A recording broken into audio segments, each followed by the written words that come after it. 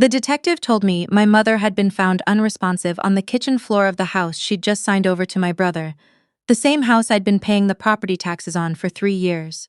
That's how I found out. Not a phone call from family, not a text.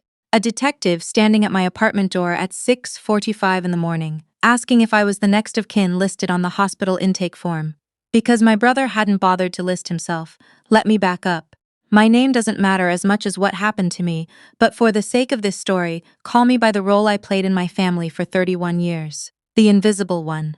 The one who got straight A's and nobody threw a party. The one who worked 2 jobs through nursing school while my brother got his business ventures funded by our parents.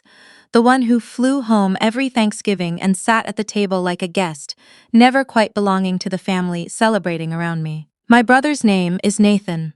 He is 4 years older than me, and my parents have loved him the way people love a sports team, blindly, loudly, and in spite of all evidence suggesting they should stop. His wife, my sister-in-law, is a woman named Roxanne.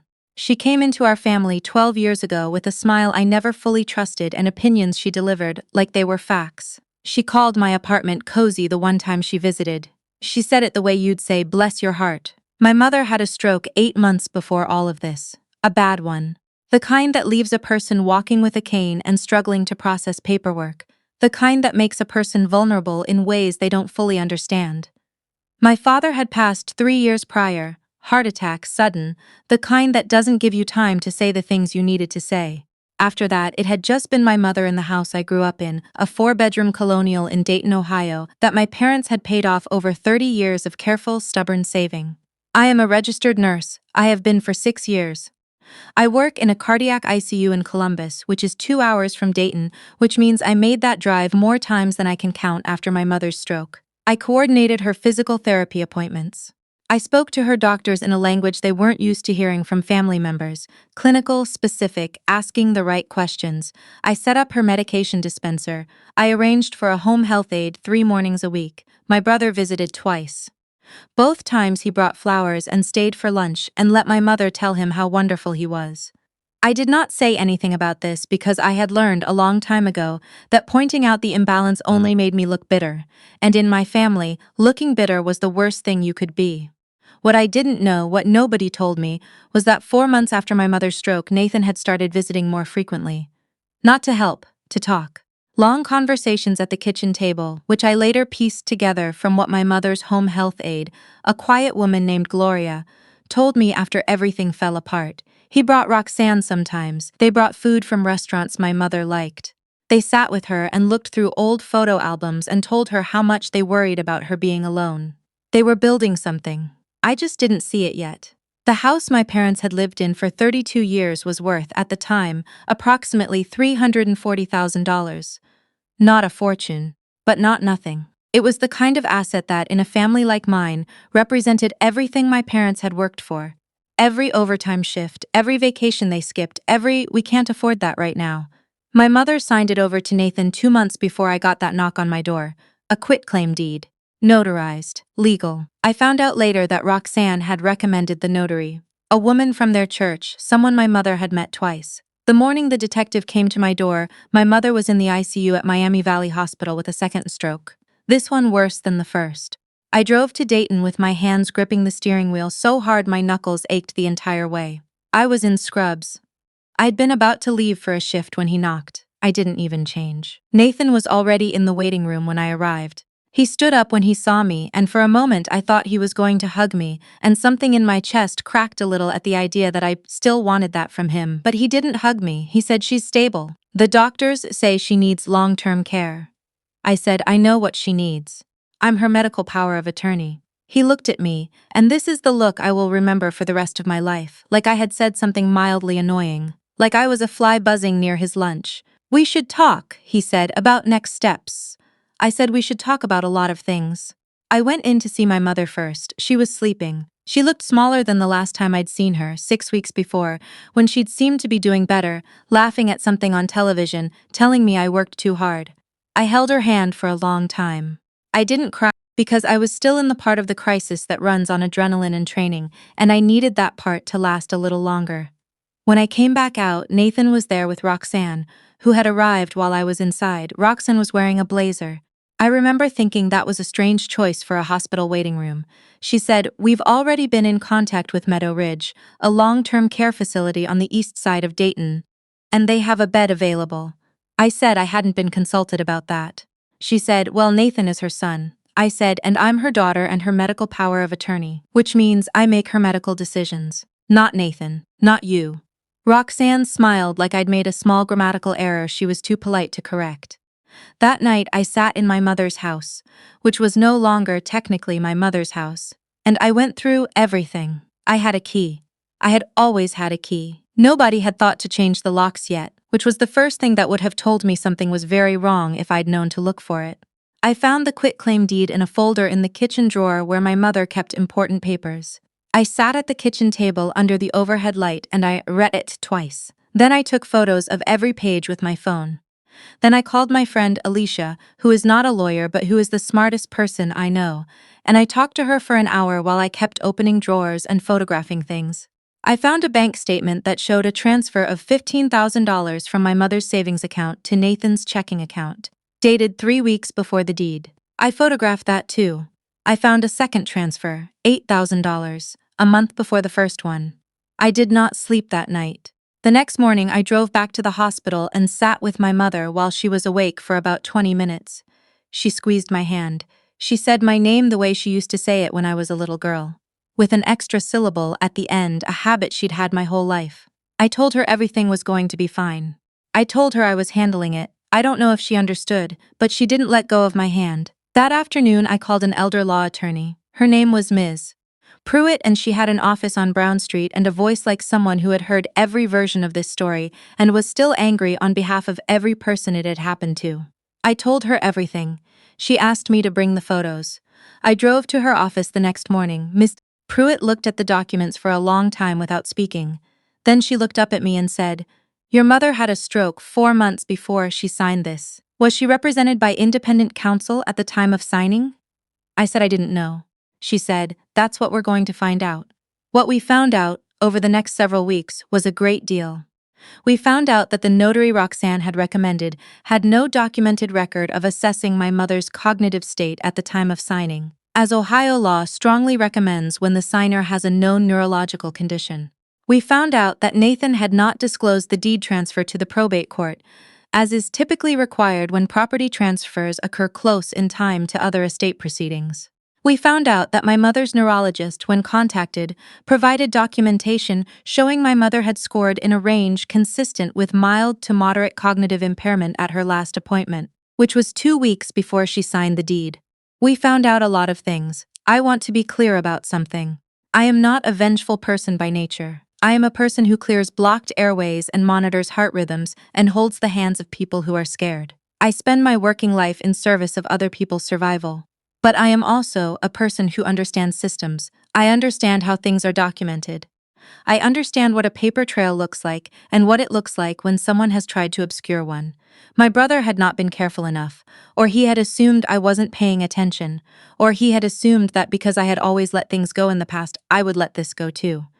He assumed wrong, Miss. Pruitt filed a petition to invalidate the quitclaim deed on the grounds of undue influence and lack of capacity. She also filed a report with Ohio Adult Protective Services regarding the financial transfers.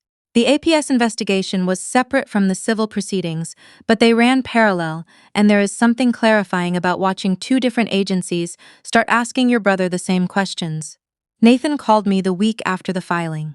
I let it go to voicemail. He said he was disappointed in me. He said our mother would be devastated if she knew we were fighting like this. He said family was supposed to come first. I listened to that voicemail once, saved it to a folder I labeled with the date, and did not call him back. Roxanne texted me. She said I was being manipulated by a lawyer who just wanted to collect fees. She said I had always been jealous of Nathan's relationship with our parents. She said that if I really cared about our mother, I would focus on her recovery instead of stirring up drama. I saved that text too. Here is something they didn't know. Gloria, my mother's home health aide, had kept notes. Not because anyone asked her to. She kept them as a personal habit, a record of each visit in a small spiral notebook she carried in her bag. She had noted on multiple occasions that my mother seemed confused after Nathan and Roxanne's visits. She had noted one specific visit where my mother had seemed distressed and had said, I don't want to upset Nathan. Gloria had written it down because it seemed significant at the time. She hadn't known why. When Ms. Pruitt contacted her, Gloria didn't hesitate. She brought the notebook. 3 months after I filed the petition, Nathan and Roxanne agreed to mediation. They showed up with their own attorney, a man in a good suit who spoke mostly in paragraphs and seemed to believe that confidence was a substitute for documentation.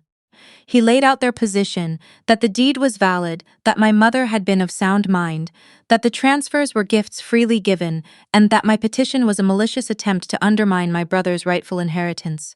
Miss Pruitt waited until he was finished. Then she put Gloria's notebook on the table. Then she put the neurologist's documentation on the table. Then she put the timeline of the transfers, both of them, next to a calendar showing the dates of Nathan's visits. Then she put one more thing on the table. A statement from the notary herself, who, when contacted by APS, had admitted she had not followed the recommended protocol for assessing cognitive capacity and had signed the document as a favor to Roxanne. The man in the good suit stopped speaking in paragraphs. The mediation took 4 hours. At the end of it, Nathan agreed to sign the property back to my mother's estate, to be held in a trust I would administer, and to repay the $23,000 in transfers, which we had now fully documented, into an account controlled by the trust. He agreed to no further unsupervised contact with my mother's finances. He signed everything at the table in a room that had gone very quiet. Roxanne sat through the last hour without speaking. At the end, as everyone was gathering their papers, she looked at me across the table. I looked back. I didn't say anything. I didn't need to. My mother came home from rehabilitation 11 weeks after her second stroke. She came home to her house, the one my parents had paid off, the one she had lived in for 32 years.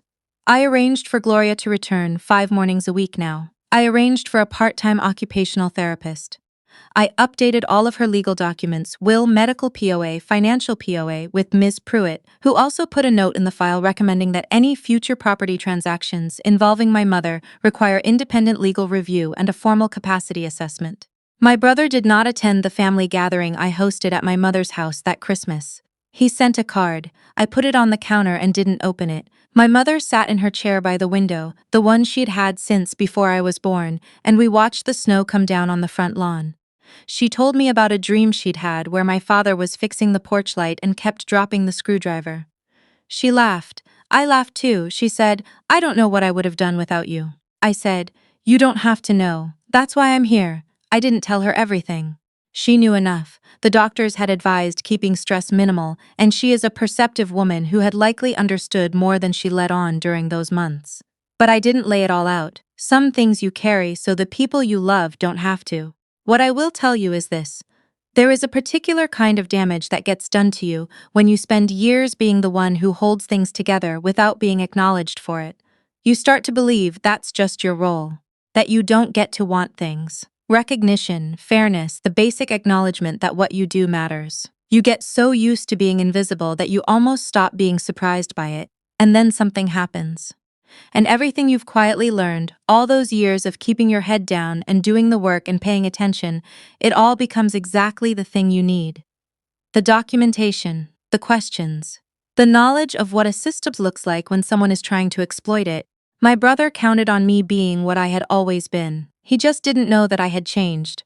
Or maybe that I had always been this, and I had just never been pushed far enough to show it. Nathan and Roxanne sold their house 6 months later and moved to a smaller place in a suburb I don't drive through. I don't know what they told people about what happened. I don't particularly need to. My mother is doing better. She walks with a cane, but she walks. She calls me every Sunday. She tells me the same 3 stories from when I was little, and I listen every time like I'm hearing them for the first time. One Sunday, a few months ago, she said, "You know, your brother used to tell me you didn't visit enough." I didn't say anything for a moment. Then she said, "I told him that wasn't true. I told him I knew exactly who was here and who wasn't." She had known the whole time. I held the phone and looked out my apartment window at the Columbus skyline, and I thought about all the years I had spent being the invisible one, the one who didn't get acknowledged, the one who did the work and went home and came back and did it again. I thought about the moment Nathan signed his name at that mediation table and slid the papers across to Miss Pruitt. I had not celebrated it. I had not posted about it. I had not told the story to anyone except Alicia, and now you, but I will tell you something. In that moment at the mediation table, watching my brother put his pen down and look at the wall, not at me, at the wall, I felt something settle in my chest that I hadn't known was out of place. Not revenge, not satisfaction exactly, something quieter than that. Something that felt, for the first time in a long time, like the truth had been put back where it belonged.